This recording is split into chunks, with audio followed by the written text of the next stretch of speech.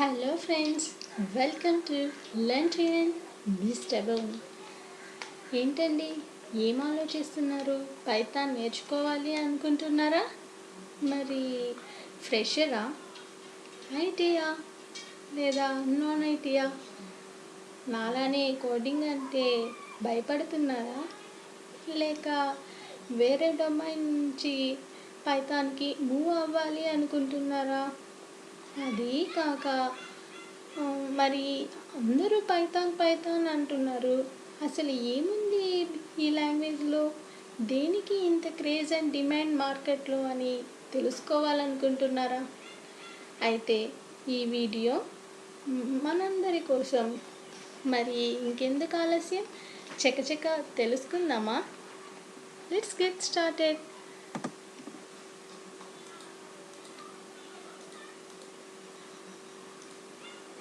చూద్దామండి, ఏం ఫ్యూచర్స్ ఉన్నాయి పైథాన్లో అనేది మనకి అర్థమవుతుంది. ఫస్ట్ ఫ్యూచర్ అండి, it has very simple syntax compare to C.NET and Java. దీన్ని మనం హై లెవెల్ లాంగ్వేజ్గా చెప్తారు. ఎందుకు హై లెవెల్ లాంగ్వేజ్ అంటారు అంటే, అది ఐటీ నుంచి వచ్చినా నాన్ ఐటీ అయినా ఎవరైనా అండి, సింపుల్ సింటాక్స్ ఉంటుంది. ఇదే ఈ లాంగ్వేజ్కి బ్యూటీనెస్. దీనివల్ల ఎవరైనా కానీ ఈజీగా కోడ్ రాయగలుగుతారు. అంటే దీనికి ఎటువంటి ప్రీరిక్విజిట్స్ ఏం అవసరం లేదు. హ్యాపీగా కోడింగ్ అనేది రాసేయచ్చు. బేసిక్గా మనం ఇంగ్లీష్ని ఎలా అయితే ఇంగ్లీష్ స్టేట్మెంట్స్ ఉంటుందో అదేవిధంగా ఈ పైథాన్ కూడా నార్మల్ అదే జనరల్ ఫామ్లో ఉంటుంది. సో అందుకే దీనికి ఇంత craze. Next second point, it takes less lines of code. ఇది మిగతా లాంగ్వేజెస్తో కన్సిడర్ చేస్తే ఏ రిక్వైర్మెంట్ అయితే ఉంటుందో దానికి వేరే లాంగ్వేజెస్లో 10 లైన్స్ ఆఫ్ కోడ్ తీసుకునింది అనుకోండి, సేమ్ అదే ఫంక్షనాలిటీని పైథాన్లో కంప్లీట్ చేయాలి అంటే మనకి 1 or 2 లైన్స్ సరిపోతుంది. సో అండ్ ఇది ఇంకొక మేజర్ అడ్వాంటేజ్. ఇది డెవలపర్కి ఎఫర్ట్లెస్ అండ్ ఎక్కువ స్ట్రెయిన్ అవ్వాల్సిన అవసరం లేకుండా మెయిన్ ఫంక్షనాలిటీ ఏంటో దాని మీద వర్క్ చేస్తే సరిపోతుంది. And third point, it is dynamically typed language. So no need to define types. ఇక్కడ ప్రీవియస్ లాంగ్వేజెస్ జావా కానీ .NET ఏ లాంగ్వేజ్ కన్సిడర్ చేసినా ఏదన్నా ఒక వేరియబుల్తో కానీ ఒక ఎంటిటీతో వర్క్ చేయాలి అంటే దాన్ని యూసేజ్కి ముందే ఆ వేరియబుల్ యొక్క టైప్ని డిఫైన్ చేసి తర్వాత వాల్యూని అసైన్ చేయాల్సి ఉంటుంది. బట్ ఇక్కడ పైథాన్లో మనం టైప్ని డిక్లేర్ చేయాల్సిన అవసరం లేదు. ఆ నాలెడ్జ్ కూడా మనకు అవసరం లేదు. సో జస్ట్ వాల్యూని A=10 అని ఇస్తే చాలు. సో మనం ఏదైతే వాల్యూ ప్రొవైడ్ చేస్తామో బేస్డ్ ఆన్ దట్ వాల్యూ అది టైప్ని ఆటోమేటిక్గా ఇంటర్నల్గా అదే డిఫైన్ చేసుకుంటుంది. సో అందుకని పైథాన్ని డైనమికలీ టైప్డ్ ప్రోగ్రామింగ్ లాంగ్వేజ్గా కన్సిడర్ చేస్తాం. అండ్ రిమైనింగ్ జావా .NET వీటన్నిటిని అంటే ప్రీవియస్గానే టైప్ డిక్లేర్ చేస్తాం కాబట్టి స్టాటిక్ టైప్ లాంగ్వేజెస్గా కన్సిడర్ చేస్తాం. And what is the fourth point, freeware and open source. Actually ఇది ఒక మెయిన్ అడ్వాంటేజ్ అండి.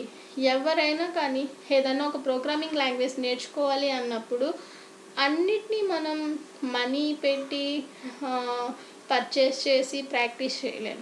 సో ఇది ఫ్రీ సాఫ్ట్వేర్, ఈజీగా డౌన్లోడ్ చేసి అండ్ ఓపెన్ సోర్స్ కాబట్టి హ్యాపీగా కోడ్ చేసుకోవచ్చు. ఇక్కడ ఎటువంటి యాక్టివేషన్కి కానీ అండ్ ఫ్రీ ట్రయల్స్ ఇలాంటివన్నీ ఏం లేవు కాబట్టి ఇలా సబ్స్క్రిప్షన్స్ ఇటువంటి కీ గోలా ఉండదు.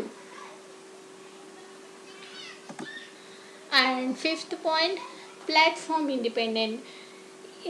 ప్లాట్ఫామ్ ఇండిపెండెంట్ అంటే ఇప్పుడు నేను నా సిస్టంలో నేను పైథాన్ కోడ్ ప్రోగ్రామ్ రాసాను. ఇప్పుడు నాది విండోస్ అనుకోండి, నా friend system it may be Mac or Linux some other, దాంట్లో కూడా రన్ అవ్వాలి. అండ్ సేమ్ నా అంటే సేమ్ నా ఓఎస్లో ఎటువంటి అవుట్పుట్ ఇచ్చిందో, ఎటువంటి ఇష్యూస్ లేకుండా అదే సేమ్ అవుట్పుట్ ఇచ్చింది అనుకోండి, అది ప్లాట్ఫామ్ ఇండిపెండెంట్గా ట్రీట్ చేస్తాం. Sixth point, extensible. దీని మీనింగ్ ఏంటి? ఇప్పుడు నా రిక్వైర్మెంట్ ప్రకారం నేను ఫంక్షనాలిటీ రాసాను, సో దాన్ని ఎక్స్టెండ్ చేసుకోవాలి అనుకుంటున్నాను. ఏదైనా ఒక థర్డ్ పార్టీ దాన్ని ప్లగిన్ని లేదా యాడ్ ఆన్ని ఎన్హాన్స్ చేసి ఫంక్షనాలిటీని ఎక్స్టెండ్ చేసుకోవాలి అనుకుంటున్నా. సో దీనికి పైథాన్ గ్రేట్ సపోర్ట్ని ఇస్తుంది. And seventh one, larger community. పైథాన్కి వాస్ట్ కమ్యూనిటీ ఉందండి.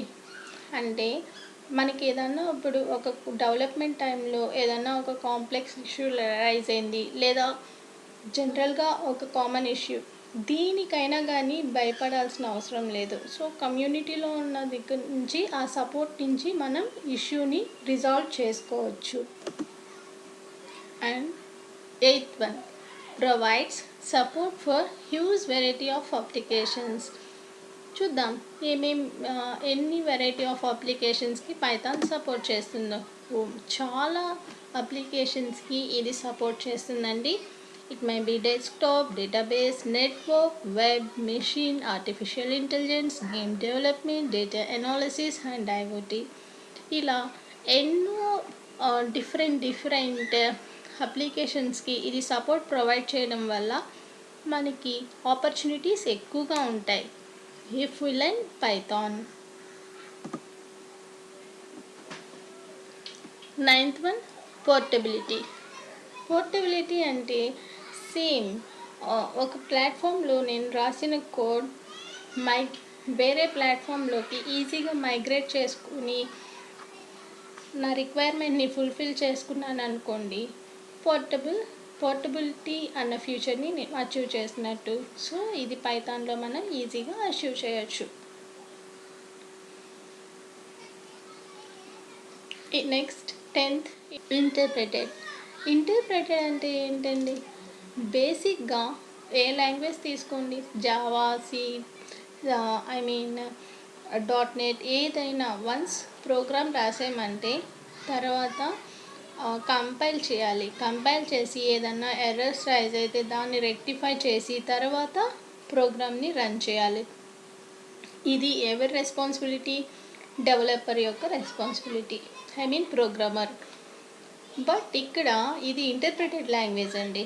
సో దీనికి ఉన్న బ్యూటీనెస్ ఏంటంటే, మనం కోడింగ్ రాసి జస్ట్ రన్ క్లిక్ చేసామనుకోండి, ప్రోగ్రామ్ని రన్ చేస్తే ఆటోమేటిక్గా ఇంటర్నల్గా పీవీఎం ఆ రెస్పాన్సిబిలిటీని తీసుకుని ప్రోగ్రామ్ని కంపైల్ చేసి ఇష్యూస్ ఉన్న డిఫెక్ట్స్ ఉంటే రైజ్ చేస్తుంది, లేదంటే ఎగ్జిక్యూట్ చేస్తుంది. పీవీఎం అంటే Python virtual machine. And embedded, we can use these programs with other language programs. అంటే పైథాన్ అదర్ లాంగ్వేజెస్ని కూడా సపోర్ట్ చేస్తుంది. సో వన్స్ మనం ఈ పైథాన్లో రాసిన ప్రోగ్రామ్ని వేరే లాంగ్వేజెస్తో కూడా మనం యూటిలైజ్ చేసుకోవచ్చు.